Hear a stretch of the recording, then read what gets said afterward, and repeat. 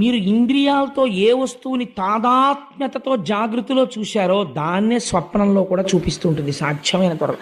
సంస్కారము కూడా దాన్ని బట్టి వస్తూ ఉంటుంది.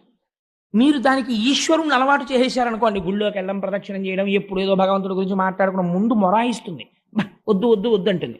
కానీ దానికి ఉన్న గొప్పతనం ఏమిటో తెలుసా అండి, ఊరుకుంటుంది. సరేలే అయితే అదే బాగుందంటుంది.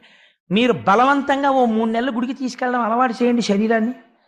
ఓ రోజు మీరు మానేశారనుకోండి, ఇవాళ గుళ్ళోకి వెళ్ళలేదు, ఇవాళ గుళ్ళోకి వెళ్ళలేదు, ఇవాళ గుళ్ళోకి వెళ్ళలేదు అంటుంది. అది విచిత్రం. ఈ లక్షణం పాముకుందండి. ఇలా మనిషి కనపడితే బుస్సుమనే పాము 10 మాటలు పాముల వాడు అలవాటు చేస్తే అంతమంది మనుషులు చుట్టూ కూర్చున్నా సరే వాడు ఊతుంటే అది పడగ విప్పి అలా ఆడుతుంది. ఒక పావుకి అలవాటైంది మన మనస్సుకు అలవాటు చేయలేకపోతే దోషం ఎవరిది? మనదే. మన యందు ప్రయత్నం లేదు. దీన్ని శుకుడు ఎత్తి చూపిస్తున్నాడు భాగవతంలో. అందుకని